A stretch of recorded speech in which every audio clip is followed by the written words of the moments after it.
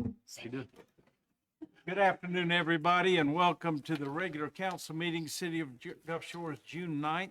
I'll call the meeting to order and ask Senior Minister Larry Wood from St. Andrew by the Sea to lead us with the invocation. Thank you very much, Mayor Kraft, members of the council. Before we come to prayer, just a word about this week. 250 years ago, on June the 14th, the United States Army was founded. And 2 years after that, in 1777, on June the 14th, the new United States flag was adopted. And this Saturday, on Flag Day, community leaders, church leaders from all over Gulf Shores and Orange Beach will be coming together for an ecumenical service to thank veterans and their families. And we invite you to come to St. Andrew by the Sea at 11 o'clock this Saturday and to join in this community celebration. This prayer today comes from a song and service book for ship and field used by the Army and the Navy. And this is George Washington's prayer for the nation. May we bow together. Almighty God, we make our earnest prayer that thou wilt keep the United States in thy holy protection, that thou wilt incline the hearts of the citizens to cultivate a spirit of obedience to government and entertain a brotherly affection and love for one another and for their fellow citizens of the United States at large. And finally, that thou wilt most graciously be pleased to dispose us all to do justice, to love mercy, and to demean ourselves with that charity, humility, and pacific temper of mind which were the characteristics of the divine author of our blessed religion, and without an humble imitation of whose example in these things we can never hope to be a happy nation. Grant our supplications, we beseech thee, through Jesus Christ our Lord. Amen. Amen.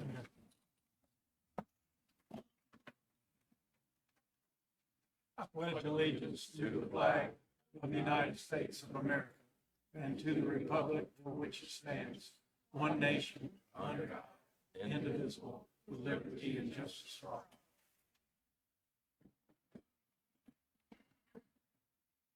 Shelby, you call roll, please. Yes, sir. Mr. Garris. Here. Mr. Sinek. Here. Mr. Harris. Here. Dr. Dyken. Here. Mr. Jones. Here. Mayor Kraft. Here. First item on the agenda this evening is the approval of minutes. We have two sets to consider tonight, the first of which is the council work session and rescheduled regular council meeting of May the 19th. Motion to approve May the 19th council work session and rescheduled council meeting. Second. Have a motion and a second to approve these minutes as presented. Any discussion? All in favor say aye. Aye. Any opposed? Abstain. Abstained, duly noted, Mr. Sinek. Those minutes are approved. The next set is the council work session meeting of June the 2nd. Move for the approval of the June 2nd, 25 council work session meeting. Second. Have a motion and a second to also approve these minutes. Any discussion? All in favor say aye. Aye. Any opposed? Abstain, please. Abstain as well. Two abstentions, Mr. Harrison, Mr. Dyken, duly noted. Next item on the agenda is approval of expense vouchers in the amount of $3,370,268.99. Anna? Yes, sir. Of that, just under $100,000 was used to purchase zero-turn mowers for the Sportsplex. Our capital project citywide totaled $2.67 million. Of that, $1.67 million was for the Highway 59 expansion project, and just under $785,000 was for our pedestrian bridge project.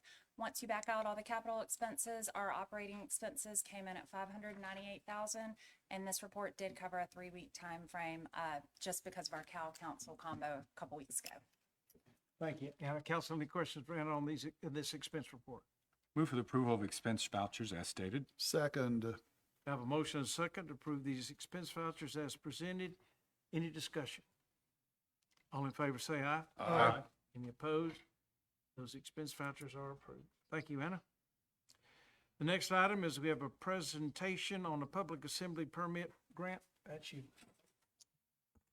Good afternoon, Mayor and Council. So before you today is the 4th Annual Coastal Alabama Food Truck Craft Beer Festival, which we presented last Monday. There are no changes from last week's presentation. This event is being requested to be held November 8th and 9th at the Gulf Shores Town Green area at Gulf Place, 11 to 5 each day on Saturday and Sunday. Before you is the map that was provided by the applicants showing the location around the town green. All the departments have reviewed this application and have signed off on this, and it's ready for your consideration with the recommendation to approve. Glad to answer any questions. Thank you, Grant. Council, the public assembly permit is up for discussion. Move for the approval of the public assembly permit for the Food Truck Festival of America. Second. I have a motion and a second to approve this permit. Any discussion? All in favor say aye. Aye. Any opposed? Abstain. Abstention, Mr. Jones, duly noted. You stands approved. Thank you, Grant. We have two public hearings for tonight, and so the first of which is Resolution 6990. This is authorize a site plan / CUP for the Gulf Shores Utilities Water Tank North. Yes, sir. As you stated, Mr. Mayor, this is consideration of a site plan and conditional use permit for the Gulf Shores Utilities water tank. 140-foot tall, 2 million gallon water tank to be located immediately south of the new high school campus, east of Craft Farms North and west of Foley Beach Express. This is an artist rendering of what the tank may look like from the Craft Farms North neighborhood. It's a typical water tank as you may see other places throughout town. This is the site plan as last submitted and at least tentatively approved by staff. The subject site is about 2,000 square feet, which is very small within the 45-acre site, and it's well within all the setback and other minimums. The one, and I'll get to the conditions in a moment, but just while we're on the site plan, the drive coming off of the school drive past the wetlands will be paved. The rest will be gravel. There will be fencing and landscaping surrounding the base of the area. Staff's recommendation is approval with conditions. One shall be coordination between the utilities board, the city, and the school system on the branding and graphics that are on the tower. And then, like I mentioned, the paved drive coming off of the main road and then gravel beyond the wetlands. I'll be happy to answer any questions. Thank you. I appreciate that, Scott. Any questions for Scott on this CUP site plan? The construction entrance, will it be the entrance that you're showing there, or it'll be an alternate entrance for construction? It will be the entrance shown on the plan. Well, there one time there was a preliminary route to get there for construction, and then, but this was the permanent route, and I didn't know if this was going to be both now. Yes, sir. So this is all that they need. Thank you. That's all I have. So, council, any other questions? Move for the adoption of Resolution 6990 and waive its reading. Public hearing. Any comments from anybody on this resolution for this water tank? Yes, sir. You need to come to the microphone and introduce yourself, please.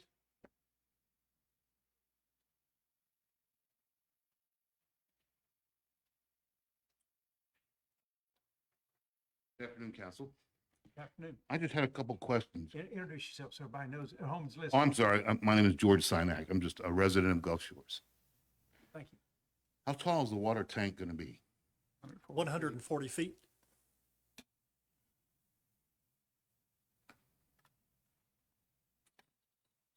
Do you have a pressure reading on what that's going to provide? We I do know I have can figure it out representatives real from quick, but I mean, I don't, but we do have representatives from the utilities board here if okay. Will that be tied into the existing branch lines and so forth of residents? that's my understanding. Yes, sir. Okay.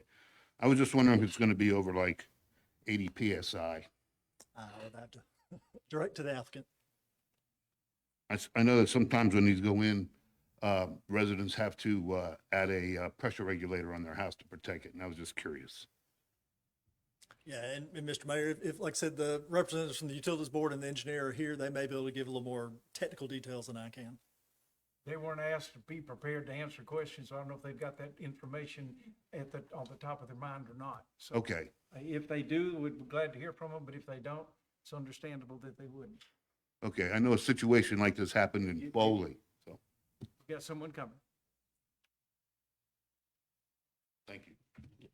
Good afternoon. Robbie Strong with Google Mills of Kaywood. To answer your questions, no, we wouldn't. And it's going to increase the pressure as well as give us some storage for that north side of the system. But I wouldn't anticipate the pressure being much more than about 60. Thank you very much. Anybody else, public hearing? Second. So. Same motion, same motion. I move to adopt Resolution 6990 and waive its reading. Second. We have a second. So that's resolution 6990. Council, any questions or comments? All in favor, say aye. Aye. Any opposed? 6990 is approved and adopted. And thank you, both of you gentlemen, for bringing the question and answering the question. Next, Andy, we have resolution 6991. This is authorized site plan CUP with MediaCom. Yes, sir. Very similar to the last application. This is also a site plan conditional use permit application. MediaCom, which is located at 2320 East 2nd Avenue, seeks to add 973 square feet addition to their existing building. The reason this is required to go through the conditional use permit requirement is the old building is non-conforming, and any modifications, they are requesting 2 modifications. They must be reviewed and approved by the city council through the CUP process. We did notice this in accordance with the zoning ordinance for requirements for public hearings. We've not received any correspondence from the notice. I think everybody knows where the MediaCom building is located. It's located at 2320 East 2nd Street. Here are a few photographs of the existing building. So the zoning of the site is general business. It's also within the Waterway Village Overlay District, and it's designated T5 neighborhood commercial in the Waterway Village Overlay District, and offices are allowed in those zoning categories. Here you see the proposed site plan. The existing buildings, I believe that's red. The addition is highlighted in black, and it says 972 square foot addition. It's worth noting that in front of the building currently is a lot of asphalt, basically that goes from the front of their building into the East 2nd Street right-of-way. They will remove a portion of that, a lot of that asphalt that's currently on their property, and utilize the existing asphalt in East 2nd Street for parking. The site plan complies with the zoning requirements as well as the area and dimensional standards of the BG zoning district, with 2 exceptions. They do not comply with the 24-foot front setback, or the 0 to 5 foot front setback requirement. They're proposed to be set back at 24 feet, nor do they comply with the interior side yard setback on the south side of the building of 0 feet. It's proposed to be at 4 feet, and those are the reasons they're requesting the modifications. The new addition will contain office spaces, and then the proposed building materials are hardy plank, board, and batten. We'll have a flat roof similar to the existing building. They'll have a couple windows on the front and rear of the portion of the new addition. Access and parking, again, they'll utilize East 2nd Street for access. They'll convert the parking spaces within East 2nd Street into 6 on-street parking spaces, much like Galway House did. They're required 6 parking spaces, and they provide 6 spaces. Landscaping, they've got 6 protected trees on site. All 6 of those trees will be preserved. A lot of the landscape provisions within Article 12 of the landscape regulations do not apply in the Waterway Village District. They actually exceed the minimum standards. They're landscaping the front of the building, just off the parking lot with trees and shrubs and the side of the building. Landscape plans again exceed the requirements of the zoning ordinance.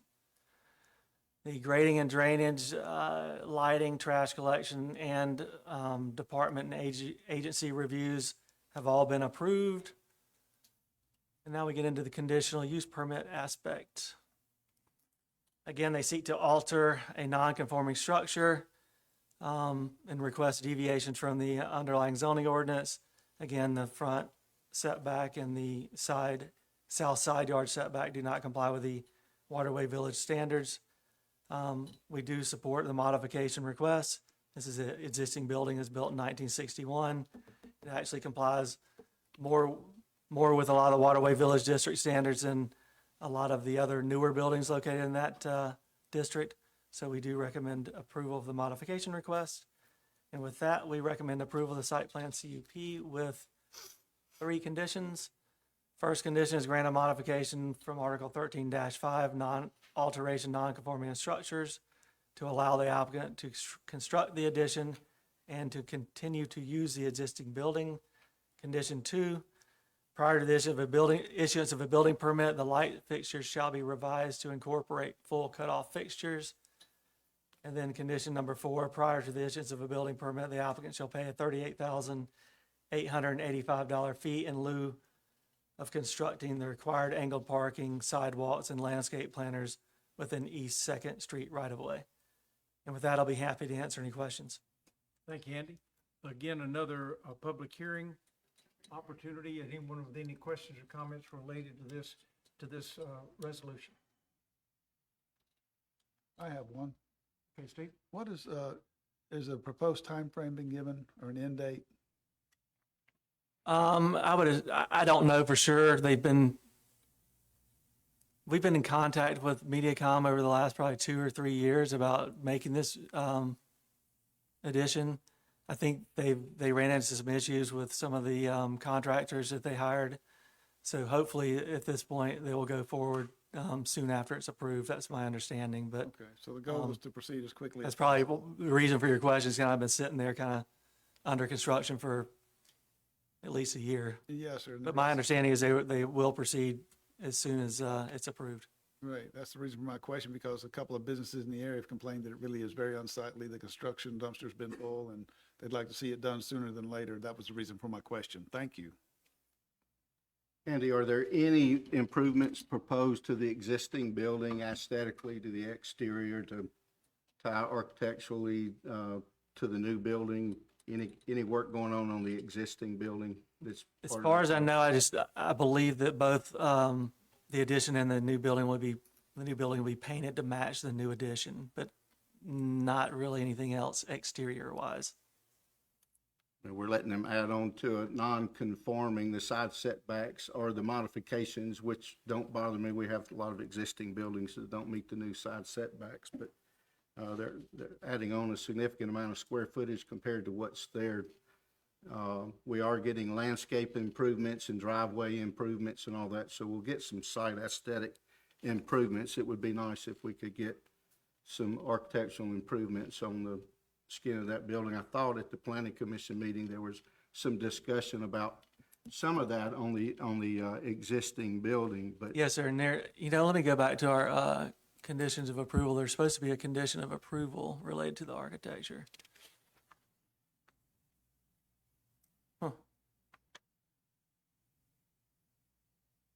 Yeah, there's supposed to be another condition of approval that the applicant shall work with staff on the architecture to make sure that the new addition and the existing structure comply architecturally or brought up to code. So make sure when I don't know what happened to it on this PowerPoint, but that's all right. We can do that that. was a We can condition do of that in the approval. motion, but I thought we had addressed that at the Yes, sir. planning commission. And I'd have talked to the applicant about that condition, and they're willing to do whatever it takes to make that building look That's better. what I remember. Okay. So Philip, it's resolution 6991. Motion to adopt resolution 6991. Second. Do we add any? Can we add that clause back in Oh, there? I'm sorry. Joe? I'm sorry. Go ahead. I didn't hear what you said on that part. Wants to add that resolution back to this, that paragraph back to this. Yeah, yeah, A condition to bring up the aesthetics, architectural aesthetics of the existing building. right. They would work with staff. That was, I thought y'all said it was in there. I'm sorry. Yeah, put that in there. you put it in there. You made the motion. I make a motion to approve Yep. the 16. Tell her. Where's she went? Thank you, Todd. Okay. So we have resolution 6991 modified to include the modifications to the new existing building to match that as approved by staff. That's the motion and a second. Any discussion? All in favor, say aye. Aye. Any opposed? 6991 is approved. Thank you, Mr. Garris. Next item, we have resolution 6992. This is to authorize various board appointments. Toby? Yes, sir. No changes from last week. This resolution before you is reappointing Mary Wayne Gilmore to the Beautification Board to serve a full term of 3 years ending on June 10th, 2028. Also appointing David Harper to the Public Education and Building Authority to fill the unexpired term of Robert Malone ending on November 9th, 2027. And I'll be glad to answer any questions.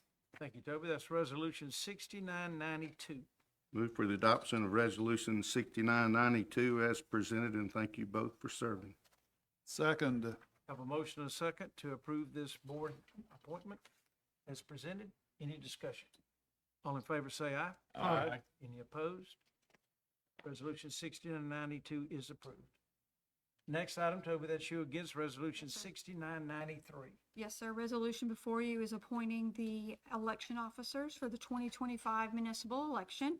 If I could take just a second and recognize a few of them that are here. Ms. Jan Steiskell, the Chief Inspector for the Civic Center, Precinct Number 39. And Assistant Inspector, Ms. Renee Broussard from the same precinct. And then we have Ms. Evelyn Sanders from the Cultural Center representing number 48. And Evelyn would like just to speak just a minute after the resolution's consideration. Thank you, Toby. Thank you, ladies, for serving. Appreciate it very much. That is resolution 6993. Move for the adoption of resolution 6993 as presented. Second. Have a motion and a second to adopt this resolution as presented. All in favor, say aye. Aye. Any opposed? Evelyn, microphone's yours. Thank you. It's nice to see y'all again. I hadn't been here in a long time. Glad you're back. My name is Evelyn Sanders. I have been a certified poll worker inspector for, I think I started in 1963, which would probably be 62 years. I've been a poll inspector.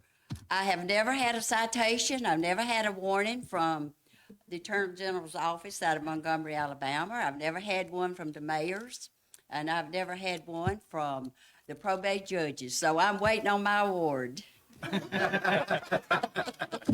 This will probably be my last year to do the polls. Duly noted. I'll be too old next 4 or 5 years. So I'm going to say a few things about the polls. We have Jan, which is the poll worker over on this side of the bridge. Jan was my assistant years ago, and I trained Jan, and I'm sorry she took up my habits. But anyway, okay.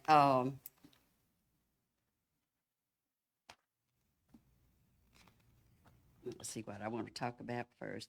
Okay, the polls will open at 7 o'clock in the mornings. The poll workers has to be there at 6 o'clock. They will be working 14 hours that day plus until I get the audit balanced.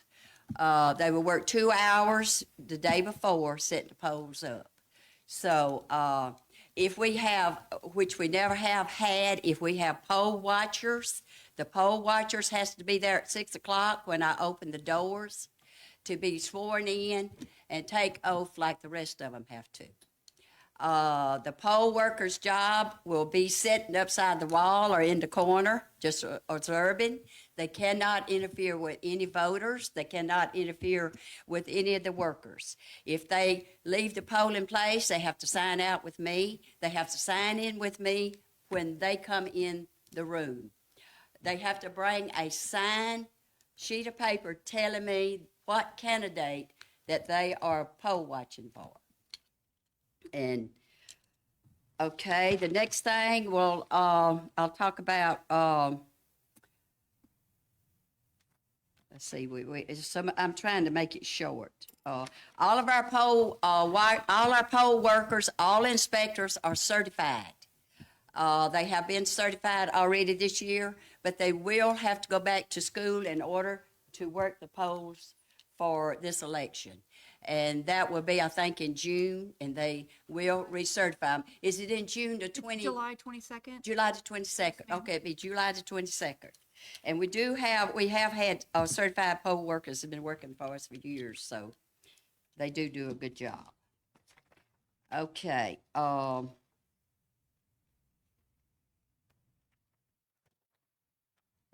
kind of cut it short, so.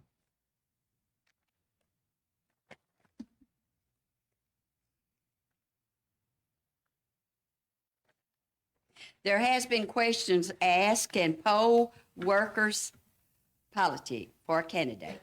Yes, they can. They can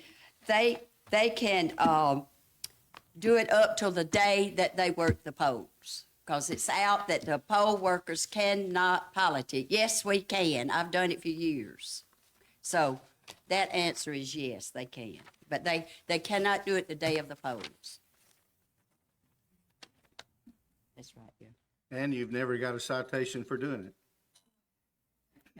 No. Okay, let's see. One thing I do want to bring up. In the last two city elections, we have had a lot of chaos and disturbance in the polls.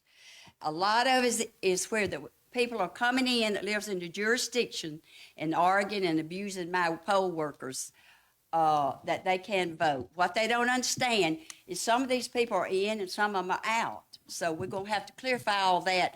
And I would like to have a map showing the ones that are in and the ones that are out. I have a lot of little things I say to them to catch them. One thing is, once I argue with them and can't make them understand, I ask them what color's their garbage cans. And they look at me and they say, what's that got to do with the polls? I say, well, if you want me to help you, you got to tell me what color your garbage can is. Well, if he says it's green, I'm going to say, I'm sorry, you're in the county. If he says it's blue, well, he's in the city. So they'll look at me like, oh, my garbage can is green. I said, well, you can't vote. That's one little trick I've got of catching them. Hey, you're giving away your investigation secrets. I'm still pretty sharp after all these years. At my age, I'm still pretty sharp because I can be up there standing talking to people. I know everything's going on in them polls. Because while I'm talking to you, I'm watching everything. And you've got to do that because the polls is different when what it used to be. Okay, another thing we've had people come in the polls after they voted and cause a lot of chaos and a lot of action frictions in the polls and abusing my workers and myself. I will not tolerate that this year. I will go by this book, Rules and Regulations, that's put out by the Attorney General in Montgomery, Alabama. I know what I can do. I know what I can't do. I know this book from the front to the back. And if there's any questions, they send all the questions or all the bad things to the inspector and I'll solve it. Okay, if they come in the polls this year and they cause a lot of friction and a lot of chaos and all of this, I have the authority as the inspector to take action. And my action's not going to be cheap. And in the past, I have let them get by. I will not let them get by again. If they come in there and jump on me or my poll workers, they're going to get fined. And I want everybody to know, every one of y'all to know. I want all the politicians to know. I want all the voters to know. Of course, I know y'all not going to do it. Y'all not going to come and jump me. But anyway, I will take action, and you will not like the fine that you're going to have to pay. This is my last year probably to work the polls, and I'm going to stick strictly by the rules.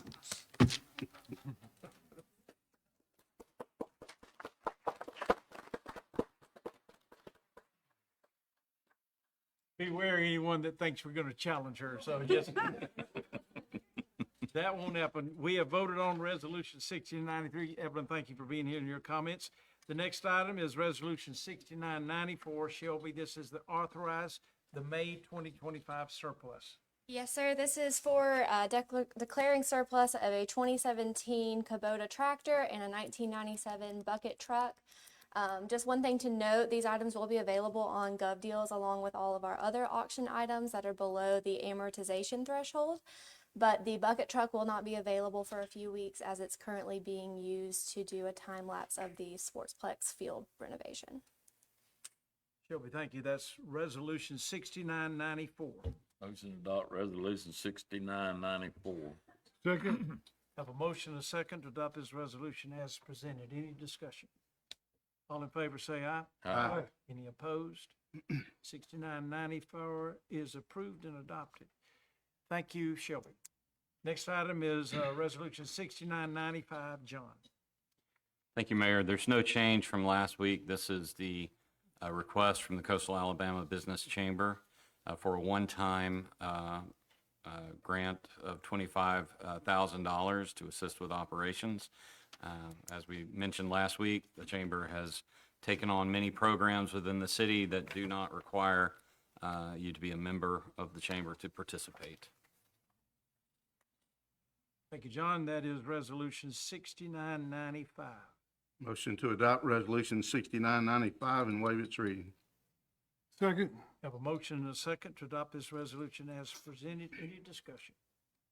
All in favor say aye. Aye. Any opposed? Abstain. One abstention, duly noted. Mr. Jones. 6995 is approved and adopted. Next item is Resolution 6996. This is the authorized professional services contract with Kimley Horn. Scott? Yes, sir. No changes from last week on this presentation, but just as a quick recap, the city recognized the need for some further consideration of parking in the Waterway Village District. A request for proposals was released in April. Part of the purpose of the study is to begin with analysis and evaluation of the current parking situation, the utilization, the overutilization, the underutilization of parking, where people are parking and how they're parking. A big part of it will be citizen engagement, stakeholder engagement. So it may be city officials, it may be residents, property owners and business owners, part of that, and it'll be a combination of both in-person and online surveys. And then it'll culminate with recommendations back to the city, which could include changes to our ordinances, our regulations, private agreements, public-private agreements, or all sorts of things that make the signage, wayfinding, things like that. So when the RFP was sent out, we received 5 proposals. I think all quality, all from good firms. They were scored, and the recommended firm is Kimley Horn. The estimated completion time will be 5 to 6 months, and this will be a not-to-exceed contract of $72,625. And I'm happy to answer any questions. Thank you, Scott. Council, that's resolution. Any questions for Scott? Resolution 6996. Move for the adoption of resolutions 6996 as presented. Second. With a motion and a second to authorize 6996 as presented. Any discussion? All in favor say aye. Aye. Any opposed? 6996 is approved. Committee member Jennifer Guthrie has said she has to make a comment. Got a few little images up here too. Bring up.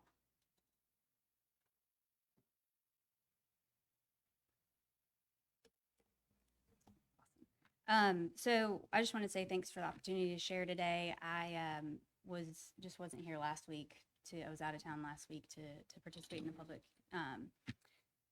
hearing of it. And I wanted to give a little bit of context because when you're talking about parking, it doesn't really sound that exciting, but there's a lot more to this. And it's been about a 2-year process. I went back and looked at when we started these conversations, and it was literally 2 years ago in June that we started this conversation. And we worked with the planning commissioners, the city council, city administration, local businesses, residents, parking experts to get to where we are today, which so it feels like a big day, and a culmination of a lot of people's time and effort.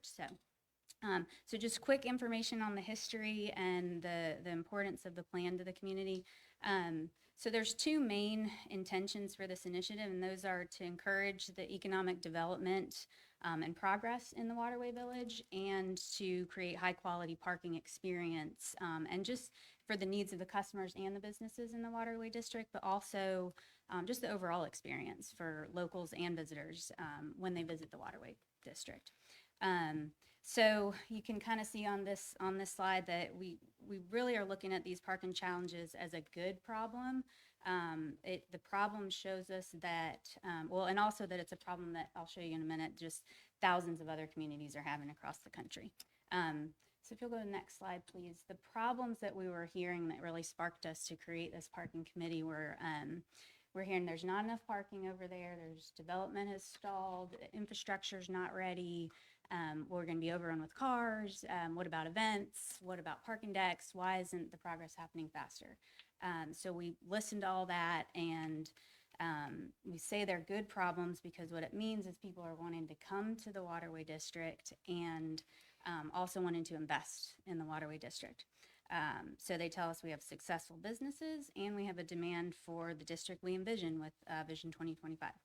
And it also told us that our zoning was really getting in the way of those two things, inhibiting the further progress in the way we envision, and then creating a negative experience for our customers and our businesses.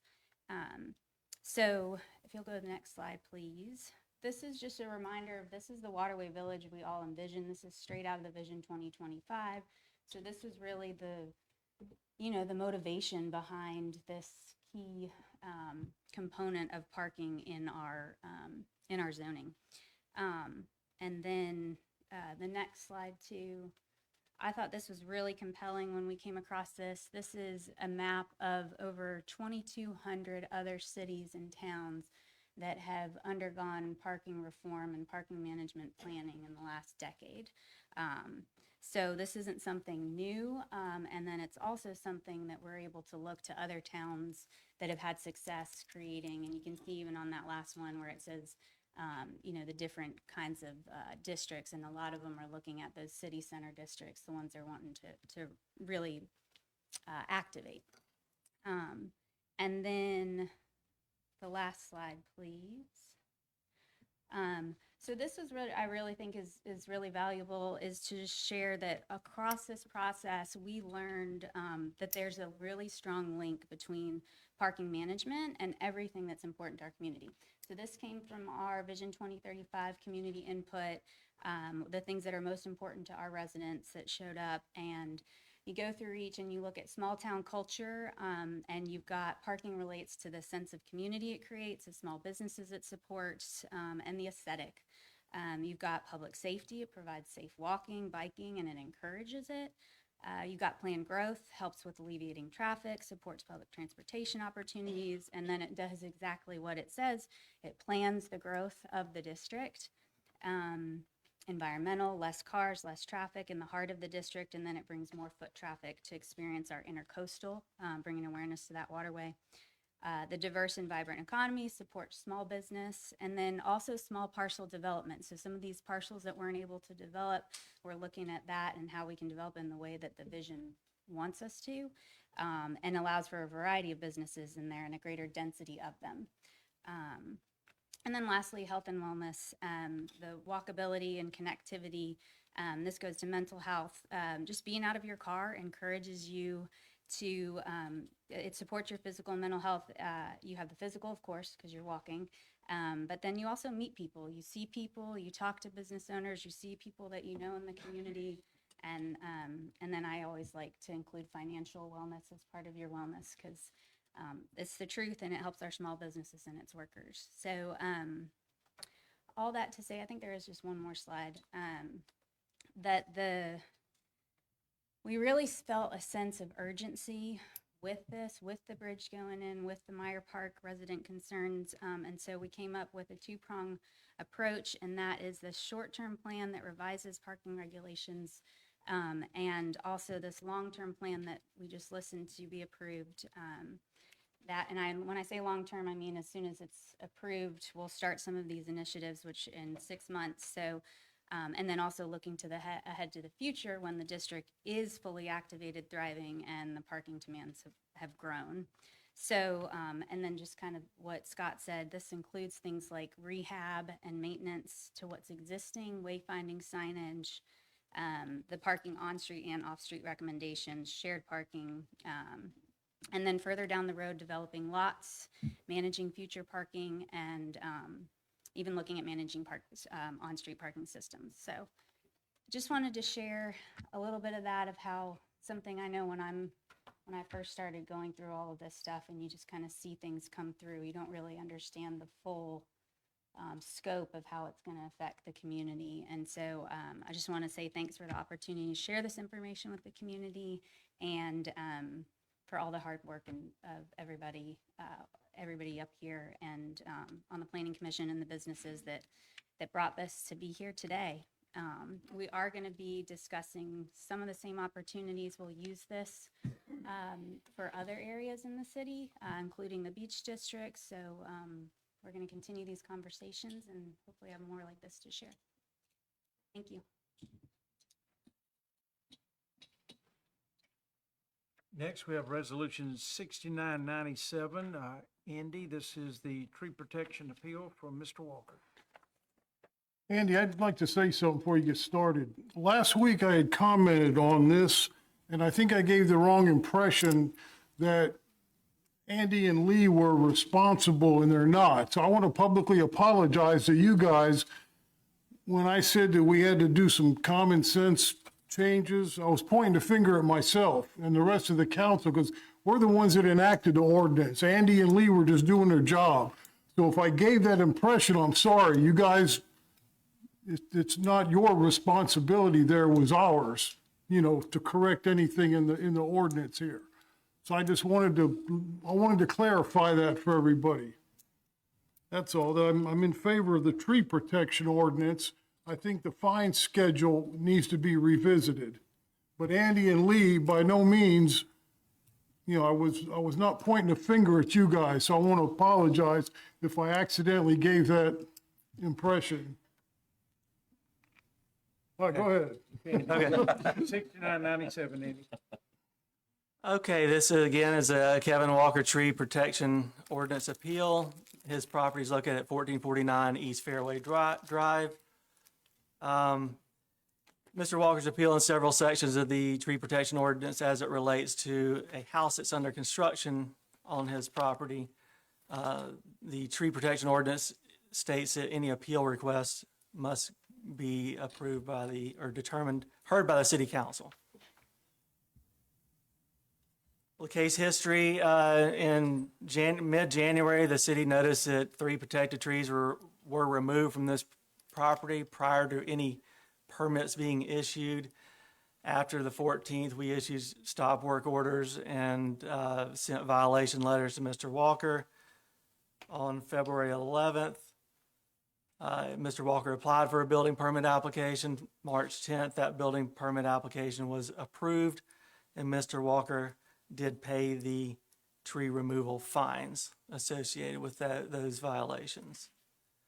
Here's a few photographs of the tree removal that took place back in January 14th. So the applicant, just go over what we kind of went over last week. Appeal number 1, no actions required on that one because Mr. Walker was seeking to have the permission to remove trees within 10 feet of the footprint of the house. The ordinance grants that permission already, so there's no action need to be taken on that.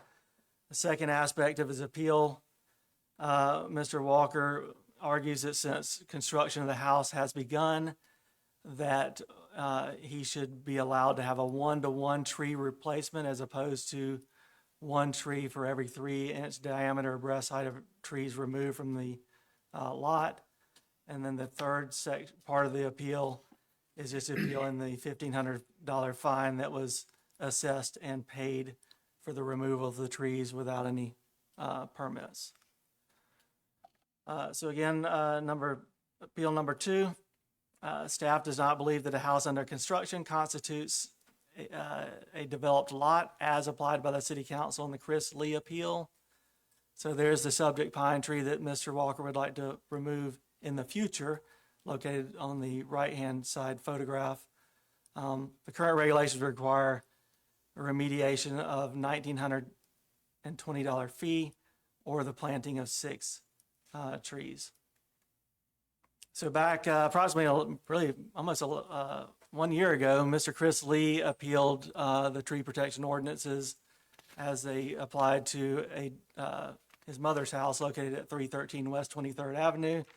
Very kind of similar. Mr. Lee was denied the right to remove 3 protected pine trees in the front yard without remediation requirements or remediation that would have been applied in that situation, where the planting of 21 trees or the payment of a $6,720 fee. The city council determined at that point with Mr. Lee's appeal that a 1-to-1 tree replacement for each protected pine would be applied. Subsequent to that approval, we amended the tree protection ordinance to reflect that. For protected pine trees on developed single-family and duplex lots, a 1-to-1 tree replacement is required. Now, you can't replace it with pine trees, but there is a list of hardwood trees that can replace the pine trees. So in appeal number 3, Mr. Walker's appealing the $1,500 fine that was assessed. Mr. Walker actually removed 4 protected trees without first obtaining a permit. We documented the removal of those trees, sent letters to Mr. Walker noting the violation. And then the tree protection ordinance does not allow the removal of any trees without a violation being issued. So section 7-158 of the tree protection regulations allows the staff to take several actions. We can take a singular action or a combination of actions when tree removals or trees are removed without permits.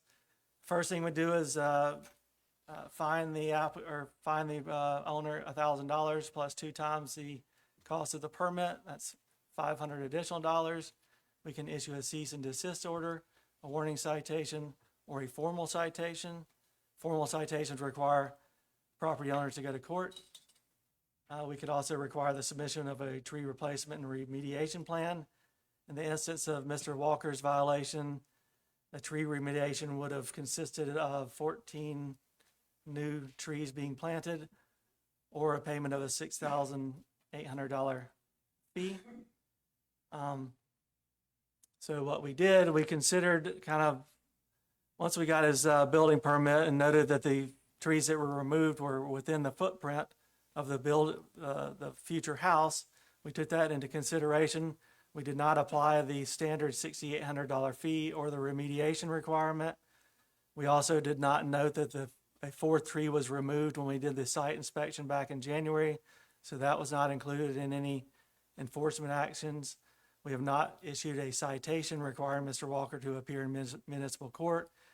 And just as a reminder, the reason that it's important for staff to look at trees before they are removed, because the ordinance allows us to modify setbacks, modify the locations of driveways in an effort to protect or preserve protected or heritage trees.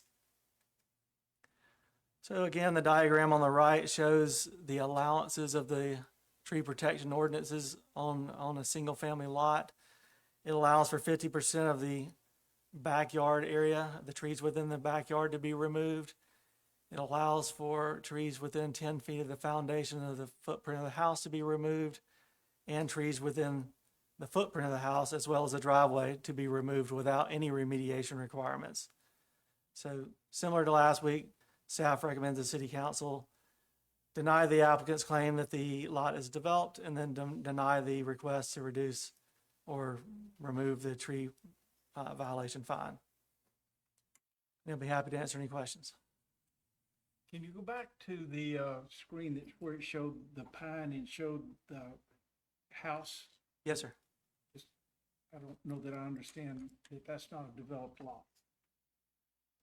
So we're basing our recommendation on the standard of a developed lot that was determined by the city council in the Chris Lee appeal application. That, at that point in time, you determined that the developed lot was existing single-family house. It was occupied by Mr. Lee's mother. So that's the reason for our recommendation. Hard for me to look at that and think that's not a developed lot. I'm sorry. I don't agree with that finding. Andy, I have two questions. Is it, defining the developed lot, is that the appeal related to the fine? So if it was a developed lot when the slab was in, then the fine wouldn't be applied? So defining it as a developed lot, he wants to remove that pine tree that's on the right-hand side photograph. If it's a developed lot, he can replace just one tree to one tree. If it's not a developed lot, then he has to replace that one pine tree with 6 trees or pay a remediation fee of $1,920. Does that make sense? Yeah, it does. That was the second part of my question, was about the tree being a one-to-one, because the other trees coming down without a permit, to me, are separate from, now what do we do with the tree that's left that was not removed illegally and without a permit, and now it's there, and how do we want to treat that tree? So to me, two different issues there. I think y'all have handled the permitting issue or the lack of permitting issue and have graciously waived some of the other penalties and fines you could have applied. So if we don't leave some fines in our ordinance, we have no teeth, we have nothing to enforce, we really don't have an ordinance. But I just want to understand the total impacts of the definition of developed. Because if it's just related to that tree and we have it on our ordinance that a one-for-one is appropriate, and he hadn't taken it down, so there's not a penalty involved, I would support a one-for-one replacement of the tree, since he's asking now to take the tree down. But I agree with everything else except that one item. Yeah, so the question as it relates to that pine tree that he wants to remove now is whether or not we will allow a 1-to-1 substitution or a 1-to-6 substitution. Is that the question at hand? Yes, sir. Okay, thank you. Want to make sure I understood.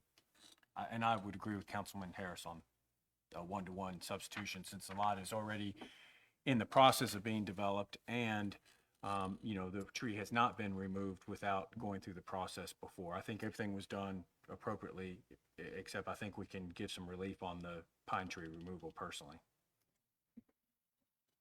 Andy, what was appeal number 3? So basically, there's two aspects to his appeal: the 1-to-1 request, and then the fine, the $1,500 fine. Yeah. Should that apply or not? Remind me of the reason for the $1,500 fine. So Mr. Walker removed 3 trees without a permit. And per our ordinance, the ordinance states when you do that, you get a $1,000 fine, plus you pay 2 times the $250 tree removal permit cost. So that's a fine of $1,500. But those trees would have had to been removed anyway, though. Is that correct? That's what you're saying, though? Because they were So if he would have waited until he got a building permit, there would not have been a fine. But when the trees are removed prior to any permits, city staff or the ordinance requires us to place a fine on. So the only owner. difference, so they would have had to been removed anyway regardless, because they were in the footprint of the house. In this instance, the trees most likely would have been, well, they would have been removed because they were in the footprint of the house, but he removed them prior to having a permit. Again, I mean, at times this happens throughout the community. People just remove trees, don't have a permit. Maybe they say they're going to get a permit and they never do get a permit. So we issue violation fines. So. Yeah, just to comment on that, to put in perspective, I know this unique situation, it may have been appropriate since these trees were going to be removed, but historically what we have faced as a city is developers or other owners of property will go in and clear cut the property and destroy some beautiful heritage trees that add a very great aesthetic to the city as a tree city, and then never get developed and stay vacant and clear cut for years. And even developers who do large tracts of land have done this, and it has damaged, the aesthetics of our city and damaged the ability for us to have trees, heritage trees in our city. So, I think we're somewhat in a nuance here with this particular situation, but I think there is a reason that we have this tree ordinance, and it's a valid reason, and one that we do need to continue and have in place because of the extreme cases that we've seen within our city.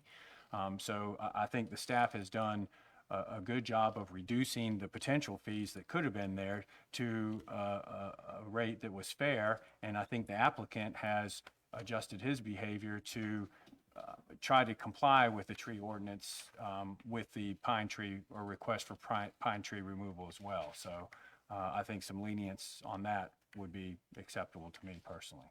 So. Yeah, I'll agree with Councilman Harris and Councilman Dawkins, so I'll let Councilman Harris make the motion.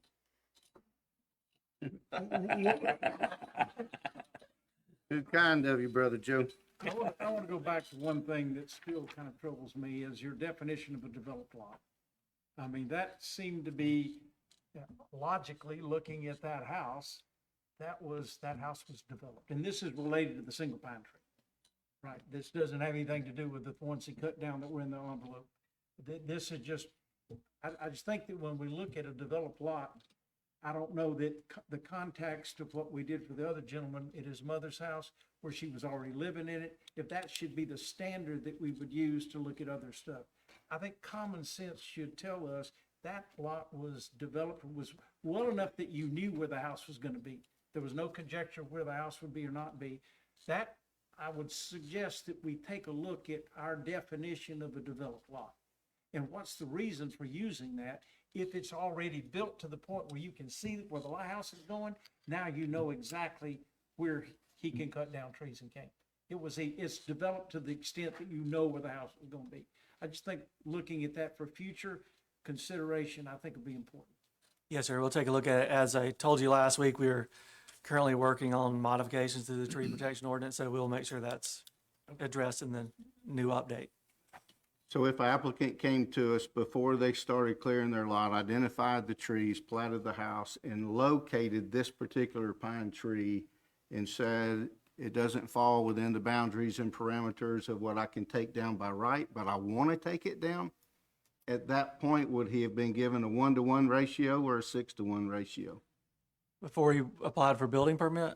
No. If he did it before. If it fell in a tree survey and an application before the permit.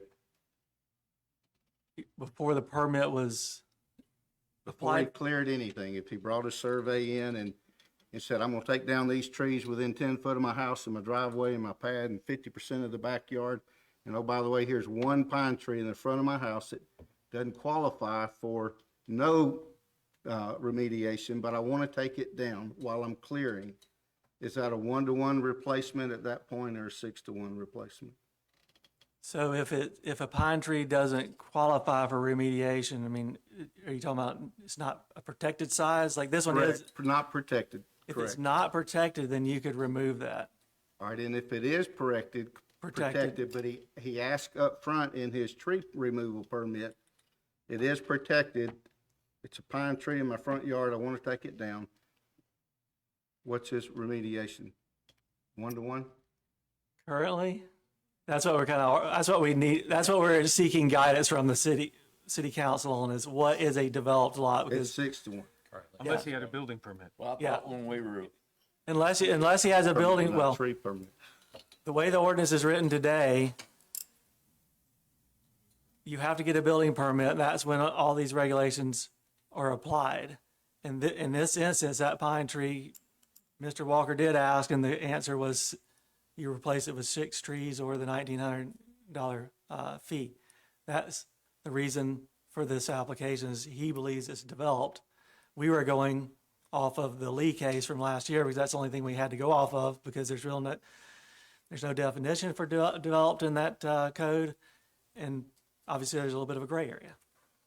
Well, I thought our modification after the Lee application was that protected pine trees can be removed and replaced with one tree off of our list. Is that? That was its own developed lots, Okay, with a single family and duplex Like that developed definition. lots. That's, Yeah, so, okay. so it comes down to that developed lot. But if we say this is a developed lot, are we making any other impacts to our tree ordinance than this protected pine tree? No, not in this instance. I just don't want any more unintended consequences of saying, okay, this shouldn't be or this should be a developed lot, because I honestly think if it's on the books and we are okay in our tree ordinance with the one replacement with a pine tree, and he hadn't taken it down, he ought not get penalized for that part of this. And so you had said that the Lee case was the only case that we had to go by. So if we determine that it's a one-to-one replacement in this case, that would, by case law, tell us that this, at least developed to this extent, is considered a developed lot, and you would have two cases then to draw judgment from when we have future appeals coming in or future requests coming in, rather than getting into our ordinance and trying to describe a developed lot. Is that a fair assessment? Well, that's somewhat fair, but, after the Chris Lee case, we went in and amended the the tree protection ordinance, so we probably still need to get something on the books to reflect whatever's determined here, just so we can apply it across the board to everybody. But we are currently reviewing our tree protection ordinance, and so we can address this in that review, specifically around pine trees and the replacement rate. And we hope to have that before you in the near future. That's why I said last week, when we relook at this tree ordinance, we need the definition of a developed lot, whatever it may be, whether it's this here or Mr. Lee's incident. But it needs to be a firm definition of what a developed lot is. I go by what Mr. Councilman Harris says. He builds houses, and Robert's been in the development business, so I would think I'd go with them saying this is a developed lot at this point, unless we determine something different. So that's one issue, talking about this tree. And the other issue is the existing $1,500 fine because he cut him down before he had a survey or had a permit. Am I correct? Yes, sir, that's Two issues- correct. Those are the Yes, only sir. two issues? we're Yes, sir. talking about? Yes, sir. So, and I think that, my personal opinion, he got ahead of the skis. He got ambitious. He was out there working, cutting down trees. He knew this was in the footprint of his house. He cut down the trees. That's not okay. That is not okay, because he didn't follow the rules. But part of me thinks that's not worth a $1,500 fine. Because they would have come down anyway. There's no difference in the trees that are down today, except there's a $1,500 fine out there, and there's a pine tree to determine. I just don't know that I, in good conscience, feel comfortable charging him $1,500 because he got ambitious and cut down trees that he knew were gonna have to be cut down anyway. He didn't follow the rules, and there should be a penalty for that. I don't think it's $1,500. Yeah, I think that's excessive amount. I agree with Mayor Kraft that that's an excessive fine. The question there is, how do we know if people, when they clear their lots without a permit, how do we know what really went down, and then so there's no enforcement of the ordinance? Yeah. That's the only problem that I have. We happen to know after the fact somehow, but I guess there were stumps or whatever. But how do we know that if we don't have some consequence that gets people to the table for the tree submittal before they clear the lot? If, in this case, they build the house where they said they were gonna build the house, now you know that they those trees would have come down anyway. But if you cut down the trees and you don't build a house, you owe $1,500. That makes more sense to me. The practical thing, he did exactly what he said he was gonna do. He just didn't follow the rules, and there should be a penalty for that. I don't think it's $1,500. Just, that's my opinion. Well, it's supposed to be $6,800. It could have been $1,500 plus $6,800. Yes, sir. And we tried to take it. We tried According to to the take that into consideration, that the trees were within the footprint. So we did not apply that $6,800 remediation fee. We tried to apply the minimum that the ordinance allows. And the problem is timing too. I mean, what if he built this house, but it was 2 years down the road, and so we had a vacant lot for 2 years? I mean, we had a lot right by the kids' park that got clear cut, and it was clear cut for 8, 9 years before something ever got built on it, and it was an eyesore for the city. Personally, I thought.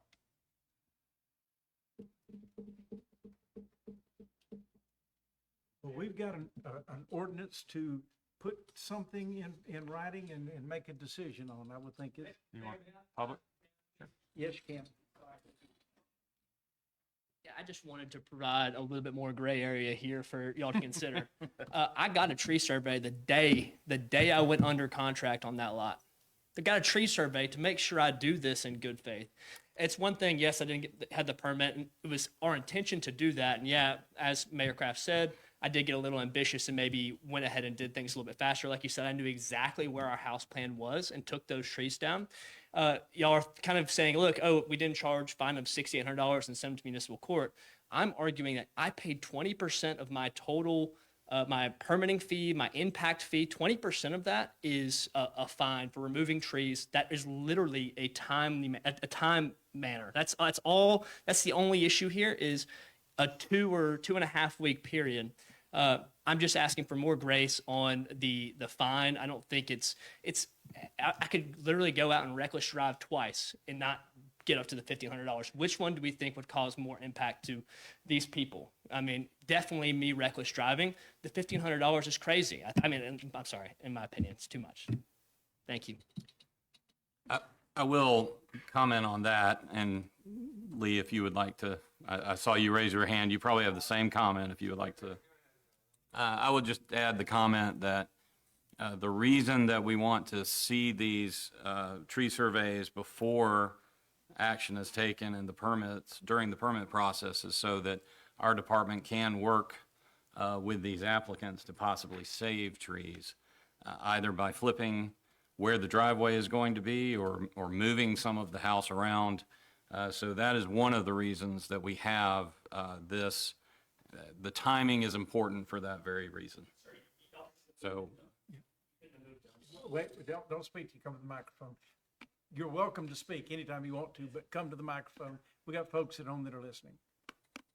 Appreciate your comments and this appeal, because this is obviously an issue that we've been working on a lot. This tree protection ordinance has been in place for decades, but when we applied it to single-family houses, it added a lot of kind of contention to the issue of tree removal in our community. But not every lot is on East Fairway, and it doesn't belong to a single homeowner that's building a home. And Brandon could answer this question better than I can. Some years we issue 500 building permits. So of those 500 building permits, this gentleman right here is working with every one of them to make sure he's saving protected trees. Some of those are, 24-inch, 36-inch live oaks. Some of them are pines. But the fact of the matter is he's saved dozens and dozens and dozens of trees just by having people mirror their houses, shift their houses, because the comment was made that you couldn't have built it any other place. We have the ability through the ordinance to shift the setbacks both on the sides as well as in the front and the back. So if there's a live oak on a piece of property and we can shift a house 5 feet one way or the other to give the roots of that live oak more opportunities to survive, he's going to do it. And he's done it dozens and dozens of times. It's easy right now with one homeowner building a house, and we're looking at this one specific case, but there are hundreds of these cases every year because we review hundreds of building permits every year for single-family houses. So when we talk about developed lots, when we talk about one-for-one or cutting down trees before a building permit's issued, it's not just Mr. Walker, who I sympathize with as well, but it's also when we get 50 building permits at one time for 50 houses in a new development, we're reviewing those too. So it's not just the single homeowners, it's also large tract home builders that we're applying these same rules to. So when you think about unintended consequences, think about that as well. Does our ordinance provide a provision to consider the reduction of a fine? I got pine trees on my fine. Reduction of a fine through this process. So any determination that's made in the code of ordinances related to a tree removal permit or a building permit can be appealed to the city council. You all have the authority to remove a fine, to reduce a fine, or to have us reinterpret and rewrite our ordinances. But Andy laid out the different fines that our staff can apply for tree removal, but the appeal process is a process that like a Mr. Walker can use to appeal his fine, the amount of his fine, or whether it should be applied at all. And we'll keep modifying the ordinance until we get it right. And we are, and we have been, and we've been reacting to, as we learn, it's become a living document. Yeah, I mean, I encouraged him to come forward with this appeal. Like I say, I sympathize with him. I don't think the ordinance is perfect, but I think that we can get it, make it better. I think our recommendation here is good, though, solid.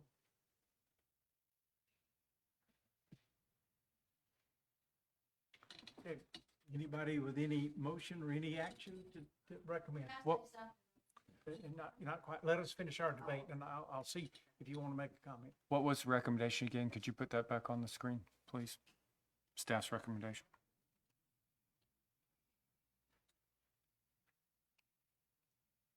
So our recommendation were to deny the appeals claim that the lot is developed and to deny the request to reduce a tree violation fine. Thank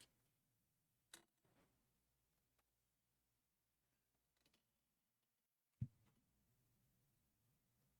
So this appeal is a case-by-case basis. Yes. We're not setting any price. Look, I'm gonna take a shot down the middle of the road here and make a motion that,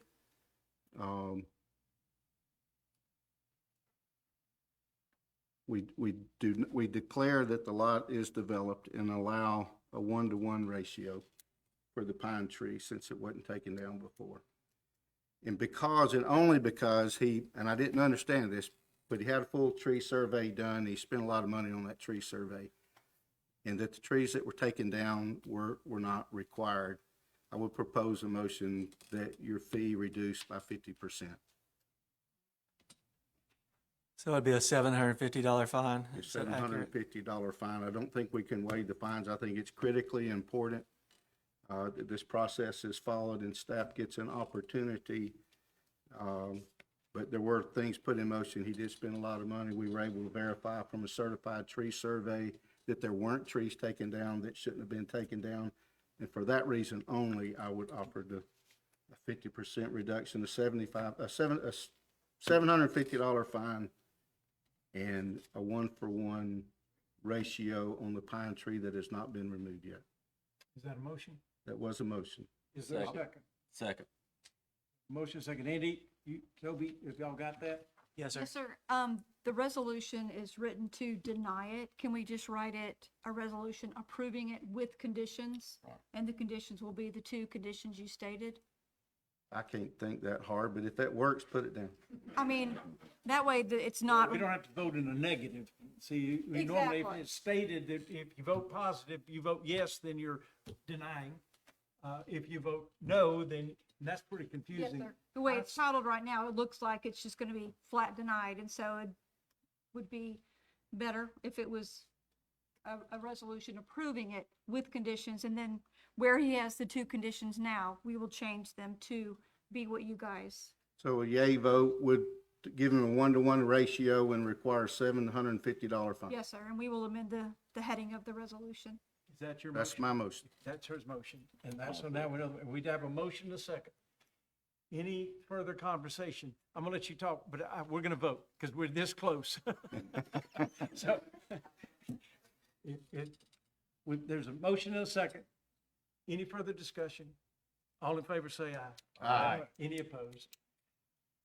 New revised resolution of 6997 resolution has been approved and adopted. Andy, thank you. Thanks, Andy. Yes, ma'am. I'd like to say, when these tree ordinance were written, I was on the beautification board and tree city board. And I think they're real old, and I think they need to be updated. At the time when they were written, we were to save all of our historic trees, all of our oak trees, magnolia trees, and I know they are real old, so they probably need to be redone. I don't remember exactly what all the ordinances were back then, but I was on that board when they were written, and I think they need to be revised. Thank you. I appreciate it. Next item on the agenda is ordinance 2161. Scott? Yes, sir. This is an annexation request with no changes from last week. The Mitchells at 5122 Skiff Lane are requesting annexation of their single lot that's in the River Pine subdivision. That is an existing new build single-family home on it, and their reason for annexation is for access to the school system. I can answer any questions. It's ordinance 2161. I move for the suspension of rules that we may consider the ordinance. Second. Have a motion and a second to suspend the rules. Toby? Mr. Garris. Aye. Mr. Sinek. Aye. Mr. Harris. Aye. Dr. Dyken. Aye. Mr. Jones. Aye. Mayor Kraft. Aye. The rules are suspended. We're free to consider ordinance 2161. Motion to consider ordinance 2161 as written. Second. Have a motion and a second to adopt this ordinance as presented. Toby? Mr. Garris. Aye. Mr. Sinek. Aye. Mr. Harris. Aye. Dr. Dyken. Aye. Mr. Jones. Aye. Mayor Kraft. Aye. Ordinance 2161 is approved and adopted. Scott? Yes, sir. Next one, just to be clear, the one I just presented was 5122 Skiff Lane. This one is 6009 County Road 6. Mr. Parker requesting annexation again for access to the Gulf Shores City School System. It is located off of County Road 6, immediately adjacent to the River Dance subdivision. It has an existing single-family house on site and will come in, I didn't mention this on the previous one, both of them will come in zoned R1 for single-family residential. And I can answer any questions. Thank you, Scott. That's ordinance 2162. I move that we suspend the rules of procedure that we may consider the ordinance. Second. Have a motion and a second to suspend the rules. Toby? Mr. Garris. Aye. Mr. Sinek. Aye. Mr. Harris. Aye. Dr. Dyken. Aye. Mr. Jones. Aye. Mayor Kraft. Aye. The rules are suspended. We're free to consider ordinance 2162. Move for the approval of ordinance 2162 as Second. presented. We have a motion and a second to adopt this ordinance 2162 as presented. Toby? Mr. Garris. Aye. Mr. Sinek. Aye. Mr. Harris. Aye. Dr. Dyken. Aye. Mr. Jones. Aye. Mayor Kraft. Aye. Ordinance 2162 is approved and adopted. Chief Seeley. Ordinance 2163. Good afternoon. As presented last week, we have a request to amend the code of ordinances in reference to the false fire alarms and elevator malfunctions. Just one minor change in the wording. The intent was for both the false fire alarms and the elevator responses is for the provide an inspection from a certified company as well as the first fine after the third. So on the fourth call to a specific residence. So it wasn't worded that way. So we just altered the wording on the elevator side to reflect that. So that was the only change. If there's any questions, I'd be glad to answer them. You got that? I move for the suspension of rules that we may consider this ordinance. Second. We have a motion and a second to suspend the rules of ordinance 2163. Toby? Mr. Garris. Aye. Mr. Sinek. Aye. Mr. Harris. Aye. Dr. Dyken. Aye. Mr. Jones. Aye. Mayor Kraft. Aye. The rules are suspended. We're free to consider modified ordinance 2163. Move for the adoption of ordinance 2163 as modified. Second. We have a motion and a second. Toby? Mr. Harris. Aye. Mr. Sinek. Aye. Mr. Garris. Mr. Sinek. I'm sorry. Dr. Dyken. Mr. Jones. Mayor Aye. Kraft. Aye. Aye. Sorry. The That's what happens when I ordinance don't look at my list. 2163 has been approved and adopted. Thank you. Thank you, Toby. Yes, sir. That concludes all of our new business. Do we have any committee reports or? Yes. I would like to say something. As you guys know, the municipal election is scheduled for August 26th. Tomorrow starts the qualification period. It will run through June 24th at 5 o'clock. If anybody is interested for running for office, I have a great candidate notebook with some good information, also with the sign ordinance. If you guys have any questions, don't hesitate to contact me. That's it. Thank you, Toby. Have a comment. Yes. Yes. Follow up on Miss Evelyn. I know I'm probably the youngest one up here, but I've been voting probably for 40 years in this town. And every time I go to poll vote, we may wait 30, 45 minutes to get into the poll. We get our card, we get greeted, go fill out our ballot. And I get off that table, and I get in the longest line in the room to turn in my ballot. And the reason I do that is because at the end of that line is a very familiar, kind, humble gentleman at the end of that line that's always greeted you and welcomed you and thanked you for coming to vote. And that's your husband, Mr. James Sanders, and he will be greatly missed on that voting day. So we thank both of you for all your service. Well stated, well stated. And I'd like to agree with Councilman Harris on that, except for him stating that he's the youngest elected official up here. You're the only one that can disagree. Well, let's don't start talking about that. We don't want to be factoring down who the oldest is. I've got to throw in, Mayor. Yeah. I got to throw in as well. There's a lot of problems that we see in the national press about voting issues and precincts being accused of voter fraud, misrepresentation, whatever. The reason that I defend our system, I think Alabama has probably some of the best voting practices in the United States of America. I know certainly in my municipality, our elections are run properly and no one gets away with anything. If there's a model for voting, if there's a model for voting anywhere in this country, it's in Gulf Shores, Alabama, and largely due to you, Evelyn Sanders. Thank you very much. Yeah. Here, here. That concludes our meeting, other than if there's anyone that has anything you want to approach the city about, please walk up to the microphone and talk to us. Kevin, you can't go there.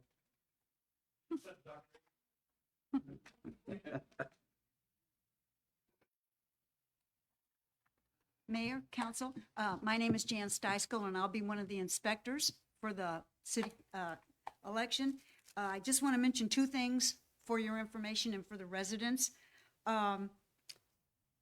If you're going to be out of town or there's a conflict of interest on the day of the election and you would still like to vote, you should see Miss Toby Waters. She will be able to issue that you're a absentee ballot. You would still get to vote, and those would be counted last. And also, there is no campaigning 30 feet from the polling location, either here at the Civic Center or at the Cultural Center, and not on city property. We've had a lot of problems with that in the past, and few people have made certain comments, but I mean, you know, we just take it as they didn't know, so we had to make sure that they understood how the campaigning would be carried out. The other thing is that in case a resident now, and we have so many new people coming in, if they think they're registered with the Board of Registrars, please double check. You can register at the Satellite Courthouse in Foley, at the Board of Registrars office. You can vote, you can register online, or you can also, what was the other one?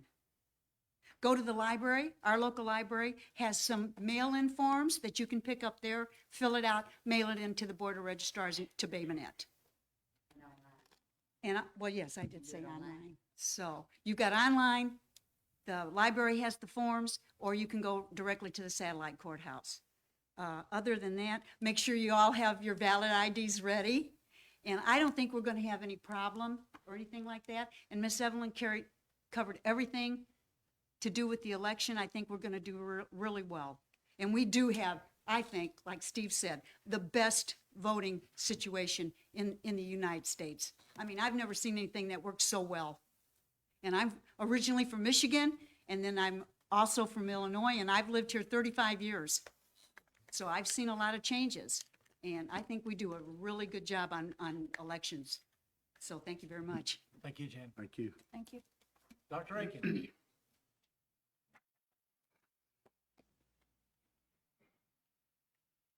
Good afternoon. I don't know if y'all heard on Thursdays, not Thursday, on Friday, Miss Veazey, Cindy Veazey, high school principal, announced her retirement. So we are looking for a new high school principal for the upcoming year, and just wanted to thank, y'all all know Cindy, and thank her for her service. I've been around a lot of principals, but she truly loved kids. She loved Gulf Shores and has been very important to our school system, our community. When you get ready to do something to honor her, let us know. We want to participate. Okay, thank you. Anybody else with anything? I have one more thing. Okay. Precinct 55, the new precinct in town, which is down Fort Morgan Road at the St. Andrews by the Sea. Those people will be able to vote in the city election now, we found out. Is that correct, Toby? If they're in the city limits. If they're within city limits, they would come to the precinct 39 to vote. Is that correct? The Civic Center. All right. Civic Center, yes. That's it. Thank you. Anybody else? Long meeting. Thank you for being here. Really important stuff. I appreciate your attendance, and we will do this again next Monday night. We stand. Motion to adjourn. Is there a motion to adjourn? It's already done. We